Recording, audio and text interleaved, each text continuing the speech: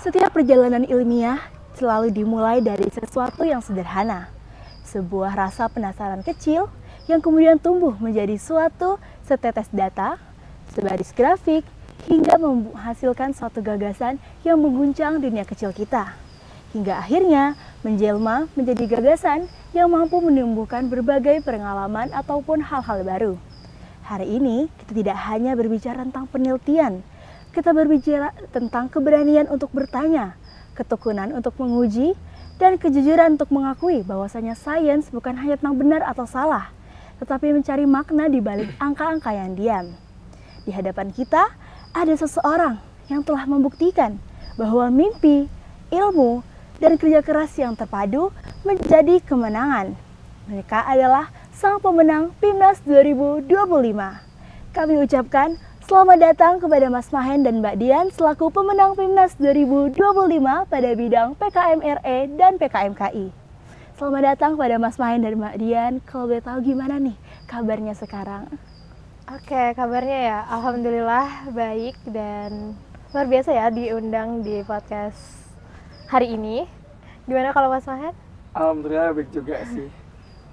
Oke, kira-kira nih gimana perasaan Mas Mbak setelah berhasil melalui serangkaian PIMNAS dan alhamdulillahnya berhasil menjadi seorang pemenang pada PIMNAS 2025. Karena sebagaimana kita tahu, PIMNAS ini merupakan ajang perlombaan bergengsi yang sangat diminati dan sangat diinginkan oleh mahasiswa yang ada di Indonesia ini. Oke, satu kata ya, mungkin bersyukur satu. Dan setelah mendapatkan pengumuman dan menyelesaikan semua tahapan, lega. Itu sih yang paling mendominasi. Lebih ke emang bersyukur aja gitu, karena nggak expect aja kita bisa ngelewatin tahapan perlombaan yang hampir 1 tahun itu dengan lancar gitu.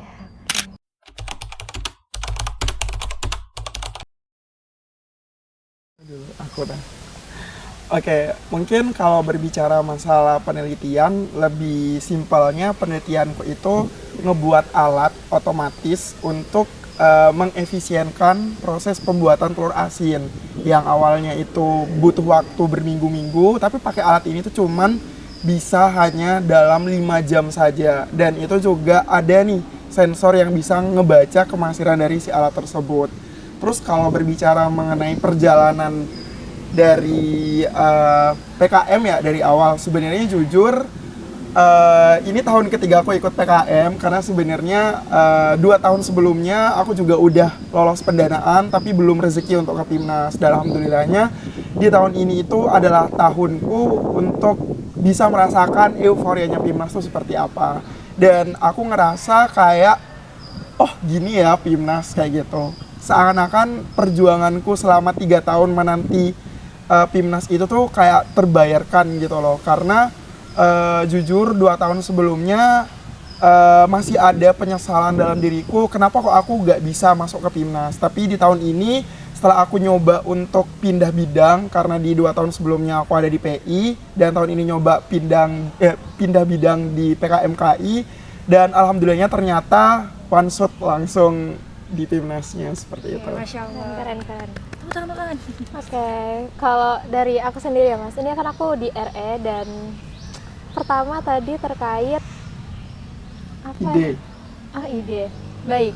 Oh ya, tadi untuk aku sendiri, aku di RE, untuk idenya aku itu mengefisiensikan proses pemurnian di dalam industri minyak kelapa sawit. Dan dimana kita tahu sendiri bahwa di Indonesia ini kan untuk potensi dari kelapa sawit itu cukup besar. Dan dimana di tahun 2024 sendiri ternyata Indonesia itu produksi minyak kelapa sawit itu terbesar di dunia. Dan ya ternyata meskipun itu udah termasuk terbesar, tapi masih ada tantangan yang belum terselesaikan. Nah, untuk detailnya nanti bakal disampaikan next. Pokoknya intinya tentang industri kelapa sawit. Dan untuk proses perjalanan, ya kita tahu sendiri bahwa PKM itu pelaksananya 1 tahun. Iya, di awal tahun kita menyusun proposal dan tuh berurutan sampai dengan di akhir adalah puncaknya yaitu PIMNAS. Dan ya sangat panjang jujur perjalanannya. Dan untuk aku sendiri ini adalah tahun kedua aku untuk menyusun PKM dan alhamdulillah di semester 5 ini bisa sampai dengan ke PIMNAS. Yes, itu sih.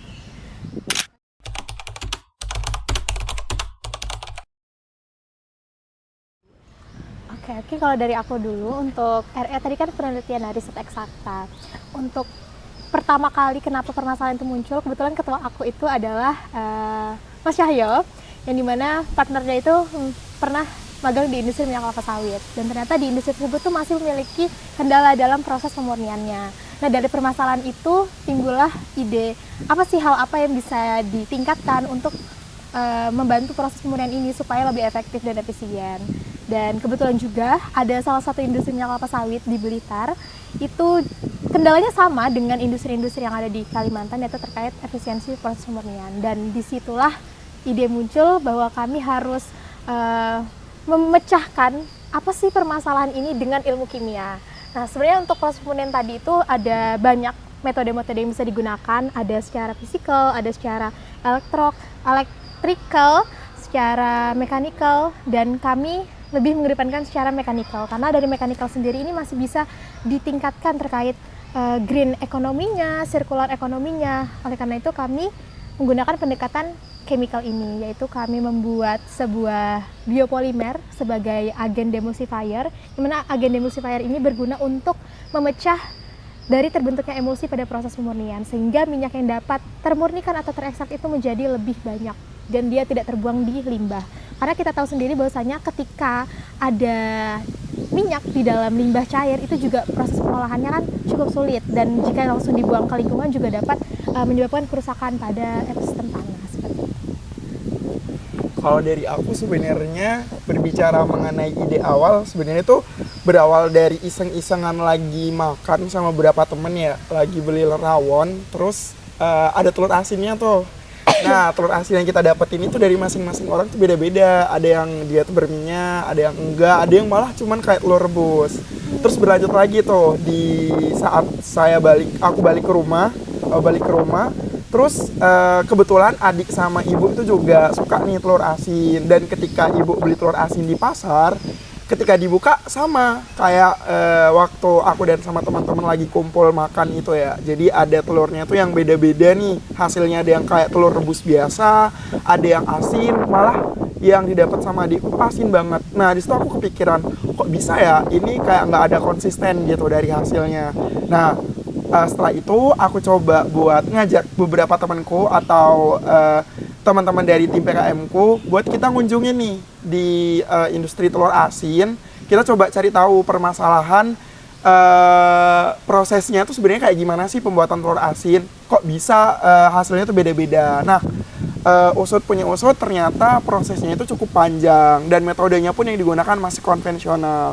Nah, dari situ kami sama teman-teman PKM KIKO itu kita berpikir nih, bisa nggak ya kita ngebuat alat yang dia tuh bisa ngeoptimalin proses produksi dari telur asin itu, biar hasilnya itu selalu konsisten dan ya dia tuh nggak terlalu lama gitu loh. Karena ternyata ketika kita searching di Google itu impor terkait ekspor terkait telur asin ya, mohon maaf, jadi bukan impor, jadi ekspor telur asin itu cukup besar dan ya itu sangat berpeluang gitu loh. Dan kita tahu banyak juga penggemar telur asin tuh yang menantikan gitu loh kekonsistenan dari telur asin ini. Sebenarnya seperti itu, dan sebenarnya simpelnya kalau mungkin ide dan nyari gapsnya itu bisa memang dilihat dari keseharian kita kayak gitu. Karena terkadang keseharian kita yang mungkin belum tahu nih bisa kita pecahkan gitu loh. Karena ya sebenarnya tips yang aku lihat tadi untuk mencari ide awal itu juga terinspirasi dari Katingko dulu, dan beliau juga dulu di PKMKI. Dan ya ternyata juga menginspirasiku dan terbukti gitu loh, ternyata ide-ide dari keseharian kita, dari sekitar kita itu banyak banget ide yang bisa kita ambil sehingga memunculkan inovasi-inovasi baru. Itu aja sih. Oh, setuju sih Mas, dari kehidupan sekitar kita ya. Bahwasanya sebenarnya apa yang kita lakukan sekarang itu semuanya itu masih ada cara untuk lebih mudah. Bener. Kayak coba deh sesederhana kita duduk kayak capek, kita bisa mikirkan gimana supaya kita duduk tapi kita nggak capek kayak gitu kan ya. Bener. Jadi ya itu berawal dari keresahan, hal-hal kecil yang kita keluhkan itu sebenarnya bisa jadi inovasi kalau misalnya kita mau mendalami terkait hal tersebut.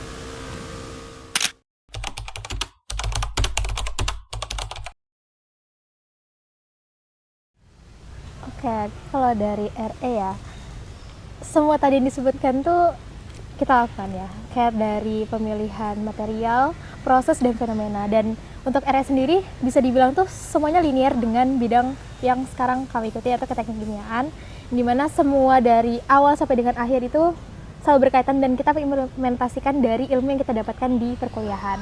Untuk RE ini kan percobaan ya, lebih ke researchnya dari penelitian-penelitian terdahulu, terus tuh menemukan kira-kira apa sih yang bisa dilakukan untuk memecahkan masalah ini. Kayak yang tadi aku bilang terkait agen demulsifier, itu kan juga menjelaskan terkait fenomena kimia, kenapa emulsi itu bisa terpecahkan dari menggunakan bahan ini, seperti itu kan. Pertama, bahwasanya di industri minyak kelapa sawit sendiri itu sebenarnya solusi ini tuh belum diterapkan. Jadi di industri minyak kelapa sawit itu untuk proses pemurniannya dia menggunakan cara fisikal, yaitu dengan proses pengendapan berdasarkan perbedaan massa jenisnya lalu di centrifuge. Nah, itu kan cukup memakan banyak energi ya Mas ya. Apalagi centrifuge terkait perputaran itu cukup memakan banyak energi, dan ya dari ilmu kimia ini kita berusaha mencari solusi kayak apa ya yang sekiranya bisa ditambahkan sedikit tapi mampu untuk menggantikan semua yang sudah ada gitu kan. Jadi ya tadi menggunakan biopolimer agen emulsifiernya. Lalu untuk ketika diimplementasikan di industri pun ternyata itu bisa meningkatkan ekonomi itu sampai dengan 9 USD per tahunnya, dan itu cukup besar. Dan ya harapannya untuk penelitian yang sedang dilakukan ini bisa segera terimplementasikan dan dapat dioptimalkan di riset selanjutnya, karena kebetulan dari riset ini tuh belum pernah diteliti bagaimana agen demulsifier ini digunakan di industri minyak kelapa sawit. Adanya itu di industri minyak bumi, yang dimana kan kalau minyak bumi kita tidak dikonsumsi ya, jadi bisa menggunakan bahan kimia apapun. Nah sedangkan kalau di minyak sawit ini kan bisa dikonsumsi, dan kita harus memikirkan bagaimana supaya produk hasil setelah ditambahkan bahan kimia ini tetap memenuhi dari standar kualitas akhir untuk diproduksi. Mungkin dari aku itu.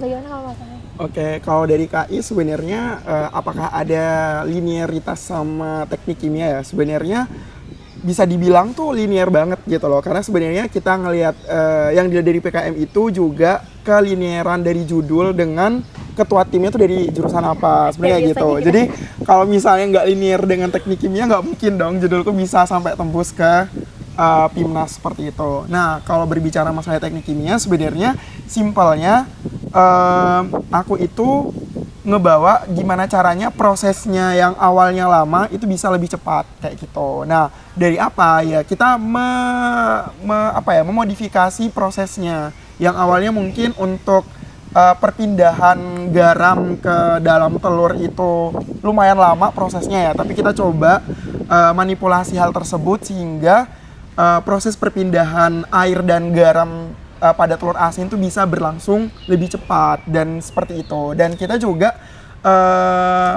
membuat karena alatku ini kan inkubasi ya, jadi kita ngebuat gimana caranya biar dalam inkubasi itu suhunya tetap terkontrol dan bisa waktunya dan lain sebagainya tuh udah bisa cek kita semua gitu loh. Jadi ibaratnya di samping kita menjaga suhu yang terkontrol, harapannya hasil yang didapatkan dari telur nanti itu bisa sesuai dengan yang kita harapkan. Ya ibaratnya bayangkan aja yang awalnya butuh waktu 2 minggu nih, tapi karena memodifikasi prosesnya itu bisa hanya dalam 5 jam aja kayak gitu. Dan itu belum banyak pengusaha telur asin yang melakukan hal tersebut gitu loh, karena semua pengusaha telur asin yang saat ini yang dilakukan itu masih menggunakan metode konvensional. Tapi apakah riset ini bisa inovasi ini bisa lebih ditingkatkan lagi? Sebenarnya itu masih bisa, karena ada nih beberapa karakteristik yang mungkin bisa lebih ditingkatkan lagi, entah dari percepatannya, entah dari pemilihan bahan-bahan dari alat yang digunakan. Karena ya kalau dibicarakan apakah inovasi ini hanya bisa dilakukan oleh anak teknik kimia, itu enggak juga gitu loh, karena jujur dari timku itu enggak semuanya dari anak tekim. Kita menggabungkan linearitas dari beberapa jurusan-jurusan, sehingga dari kombinasi jurusan tersebut itu bisa menghasilkan suatu inovasi, entah otomatisasi, entah itu percepatan proses, pemilihan material yang tepat. Karena kebetulan dari timku itu juga nggak cuma dari TKI, tapi ada dari teknik material metalurgi yang dia bakal ahli di bidang pemilihan material yang tepat, dan juga ada dari teknik mesin terkait pendesainan alat yang bakal direalisasikan, serta dari teman instrumentasi gimana caranya sensor dan kelistrikan elektrikalnya itu bisa berjalan dengan baik. Jadi sehingga dari kombinasi dari kerjasama tim itu menciptakan suatu inovasi alat yang bisa mengoptimalkan proses produksi telur asin kayak gitu. Itu menarik sih Mas, karena kayak berbagai macam latar belakang terus dikombinasikan menjadi Benar. satu. Itu menarik, jadi kita bisa nambah knowledge di internal tim kita aja gitu. Benar-benar. Dan tadi aku setuju sama yang Mas Fahan bilang bahwasanya sebenarnya hasil riset kita tuh bukan hasil akhir, tapi Benar. masih banyak sekali hal yang bisa ditingkatkan untuk next penelitian. Jadi untuk teman-teman di luar sana bisa nih curi-curi ide dan modifikasi supaya riset ini bisa lebih menghasilkan produk ataupun keterbaruan yang membantu kita semua seperti itu.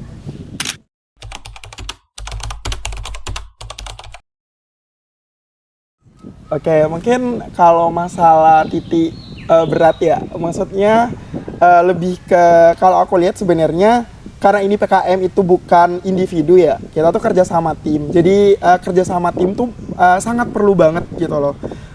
Kalau dari aku sendiri, karena timku semuanya itu adalah mahasiswa semester 7, ya teman-teman udah pastinya tahu lah kesibukan mahasiswa semester 7 itu seperti apa. Gimana caranya, mungkin kesulitanku itu ngebalancekan antara kehidupan perkuliahan atau akademiku dengan gimana caranya produk atau inovasi yang pengen aku buat ini bisa benar-benar terrealisasi dengan baik. Karena kita nggak bisa tuh fokus pada inovasi kita aja, tapi kita mengesampingkan dari akademik kita. Nah, di situ sebenarnya tantangan terbesarnya yang aku alami dan teman-temanku. Karena fun fact-nya juga dari timku 2 orang yang sedang melakukan magang industri dan 3 orangnya sedang menyiapkan untuk skripsi akhir. Nah, jadi udah lengkap tuh gimana caranya untuk bisa seimbang antara proses yang ingin kita kejar selama dari awal kita membuat ide sampai akhirnya proses pendanaan dan lain sebagainya, entah itu dibantai dengan beberapa tugas dan lain sebagainya, entah perkara percobaan alat sudah berfungsi dengan baik atau enggak, atau dengan segala cerita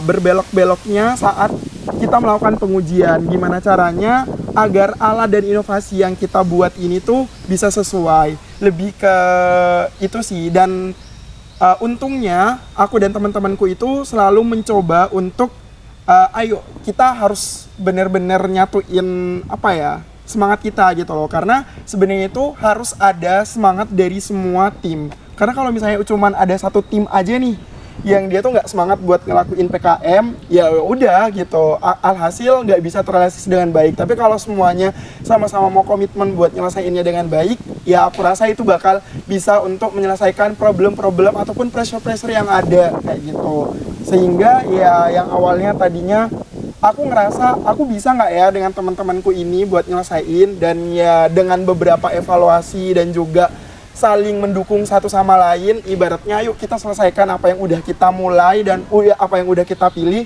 seenggaknya kita harus selesaikan dengan baik. Dan alhamdulillahnya kita bisa melewatin hal itu. Oke, lanjut di aku. Iya benar. Kalau di aku kebetulan kami dari teknik kimia industri semua, jadi chemistry-nya kan udah satu ya, meskipun kami dari 3 angkatan yang berbeda, dari angkatan 2021, 2022 sampai 2023. Kalau kendala dari yang tim aku hadapin sendiri ya Mas, itu terkait manajemen waktu.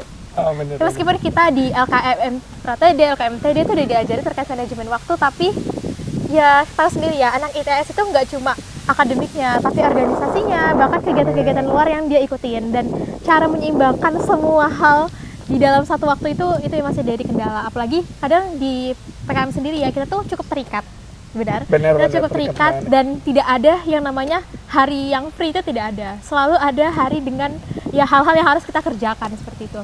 Dan yang paling berat sendiri menurut aku adalah ketika mendekati PIMNAS.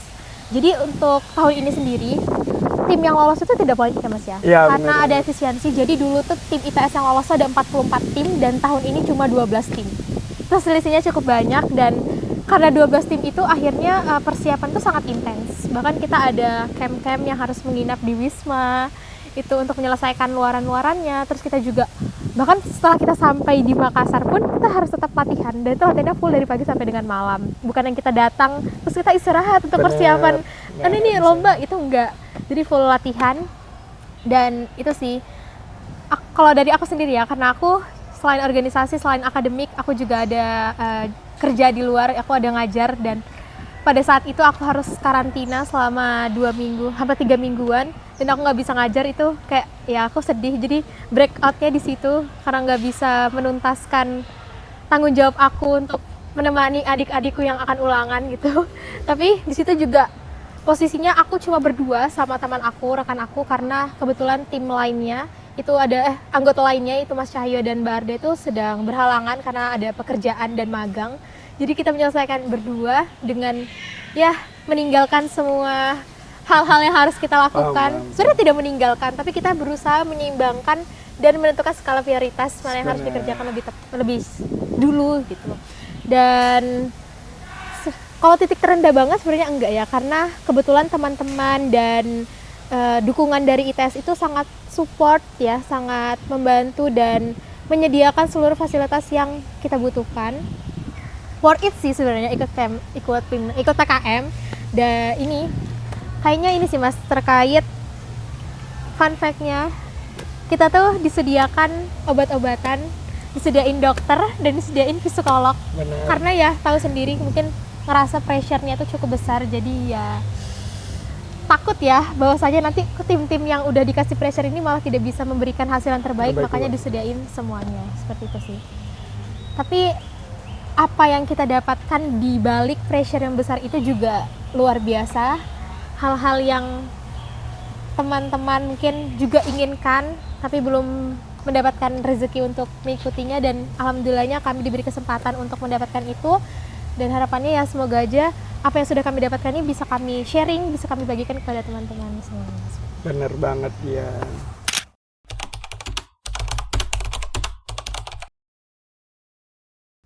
Oke, hal-hal sebenarnya ketekunan sih. Kadang tuh kita tuh terlalu terfokus pada anak ini cerdas, anak ini pintar, pasti dia jago nih pas ini. Padahal enggak. Yang paling penting adalah ketekunan. Kayak seberapa tekun kamu mendalami, mencari dan mengerjakan itu sih. Karena dari PKM sendiri kan seleksinya cukup banyak ya. Dari internal departemen, terus dari fakultas, baru ada ITS, baru ke Simbamawa ke secara nasionalnya. Dan hal kecil yang banyak aku temukan dari kesalahan kenapa teman-teman ini nggak lolos untuk seleksi di Liga ITS dan lain sebagainya, itu karena formatting. Ya nggak sih Mas? Iya benar. Sebenarnya semua ide yang teman-teman itu ajukan, teman-teman bawa, itu tuh semuanya luar biasa. Bahkan kayak dari aku aja kebaca, kok bisa ya orang ini ngajukan ide ini, kayak aku nggak kepikiran gitu. Tapi ternyata hal kecil itu adalah terkait formatting. Jadi kadang kita tuh terlalu terfokuskan pada inovasiku ini terbaru kok, sangat terbaru, pasti aku lolos enggak. Itu emang bagus, tapi hal-hal kecil di balik itu yang menjadi pendukung itu yang harus kalian perhatikan. Itu sih kalau tips utama. Terus yang kedua itu adalah kesungguhan. Jadi banyak juga teman-teman yang udah lolos pendanaan, lolos dan sebagainya, tapi dia tuh malah demotnya itu karena ya mungkin dia tidak bisa untuk membagi antara apa yang harus dilakukan di PKM ini dengan kegiatan-kegiatan dia lainnya, yang akhirnya itu ngebuat dia jadi kayak aduh nggak maksimal untuk melakukan semua halnya. Jadi itu sih, kalian harus membagi skala prioritas dan sungguh-sungguh. Pokoknya kalau kalian udah dari awal udah lulus, udah sungguh-sungguh aja untuk menyelesaikan, tuntaskan hal ini, karena ternyata impact yang didapatkan itu nggak cuma gelar juara ataupun berhasil ikut timnas, tapi dibalik itu banyak sekali pelajaran-pelajaran baru yang didapat. Ini real banyak guys, sampai aku nggak bisa nyebutin satu-satu. Kayak fasilitas yang diberikan ITS sangat luar biasa, jadi manfaatkan uang kalian bayar UKT itu dimanfaatkan. Oke. Terus apa lagi ya Mas?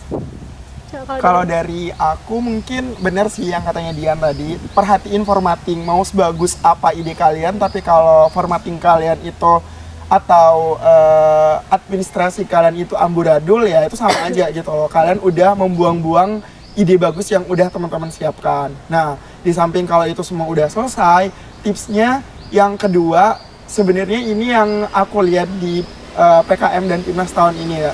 Jangan mudah untuk menyerah. Jangan sekali-sekali kayak menggampangin, udahlah capek atau kayak gimana, nggak mungkin ini gitu. Karena menurutku kalau kalian sendiri udah nyimpen rasa, udahlah ini nggak bakal gitu ya, itu bakal jadi manifesting kalian juga buat kalau kalian tuh nggak bisa lanjut ke tahap selanjutnya dan sebagainya. Dan ya mungkin kalau fun fact juga ya dari timku tuh selalu memanifesting sesuatu hal. Mulai dari pertama buat grup, tulisannya perwakilan ITS di PKMKI. Ternyata masuk tuh perwakilan ITS di list-listnya. Terus abis itu kita ubah lagi namanya jadi Bismillah Pendanaan kalau nggak salah. Ternyata alhamdulillahnya didanain. Terus di manifesting lagi Bismillah Pimnas. Bismillah Pimnas. Ternyata masuk ke Pimnas. Terus abis itu terakhir setelah kita lolos di Pimnas, kita manifesting lagi tuh dengan Bismillah juara medali emas Pimnas 38. Dan ternyata beneran terjadi gitu loh.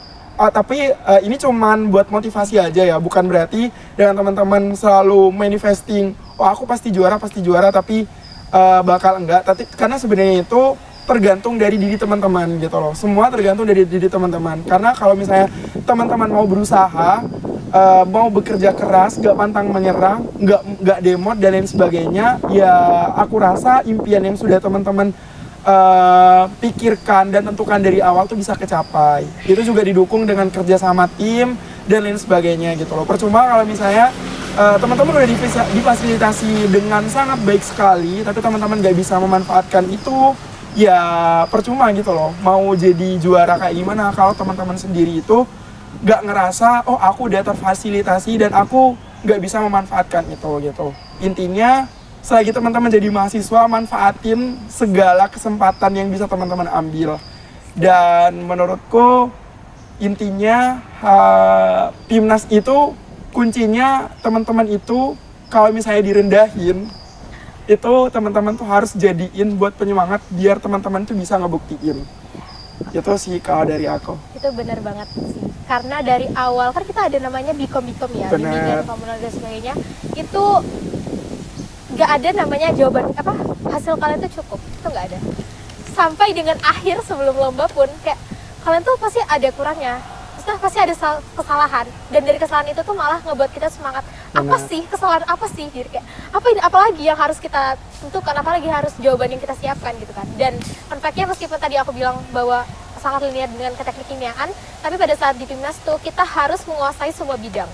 Jadi dari riset yang kamu punya itu pasti memiliki keterkaitan kan dengan bidang-bidang lainnya, misalnya dari kesehatan, terus itu ekonomi, terus banyaklah hal-hal yang harus kita pertimbangkan dan harus kita dalami sebelum kita memberanikan diri untuk mempresentasikan hasil dari riset tadi.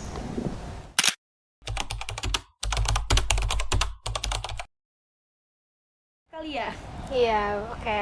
Untuk boneka ini, jadi kebetulan untuk Pimnas 38 ini kan dilaksanakan di Universitas Hasanuddin di Makassar, dan kita terkenal dengan Sultan Hasanuddin ya, dengan julukannya sebagai ayam jantan dari timur. Jadi untuk maskot dari Pimnas 38 ini itu adalah ayam jantan yang namanya adalah Topantita. To itu dalam bahasa Sulawesi itu adalah manusia atau orang. Lalu kalau Pantita itu adalah orang yang cendekia atau dia berwibawa seperti itu. Nah, jadi Topantita adalah orang yang memiliki kecerdasan kecerdasan dan kedermawanan, yang mana itu merupakan kita semua mahasiswa di Indonesia yang sedang berlomba-lomba di Pimnas 38 tahun ini. Oke, kalau dari aku sebenarnya aku pakai jaket ini tuh adalah karena aku ngerasa bangga banget bisa jadi bagian dari ITS, karena jaket ini tuh merupakan jaket kontingen dari ITS ya, untuk terutamanya ini ada tulisan Pimnas karena kita adalah perwakilan Timnasnya dari ITS. Jadi aku ngerasa aku bisa ngebawa kampusku loh ke Pimnas, hingga akhirnya sebenarnya alhamdulillahnya aku bisa memberikan medali emas ini untuk ITS. Oke. Karena aku ngerasa kayak perjuangan banget untuk ngedapetin medali emas ini, dan ya di balik semua pengorbanan dan udah perjuanganku, ya ternyata bisa terbayarkan gitu loh. Dan aku nggak sia-sia gitu loh ngebawa nama kampusku terutama di TKI sebagai prodi tercinta aku gitu loh. Karena aku bisa ngebawa kampusku, jurusanku, dan teman-temanku semuanya seperti itu. Oke, dan juga mungkin dari jaket ya Mas. Sama, ini jaket kebanggaan karena untuk sebenarnya di ITS banyak sekali jaket ya nggak? Setiap event punya jaket sendiri. Tapi jaket ini cara ngebayarnya sangat mahal. Benar. Sangat mahal. Emang nggak pakai uang, tapi tenaga, waktu, pikiran itu semuanya dikuras untuk mendapatkan jaket ini. Dan ya tadi Mas Fahin udah memberitahu terkait medali emasnya untuk dari tim aku sendiri mendapatkan medali perunggu.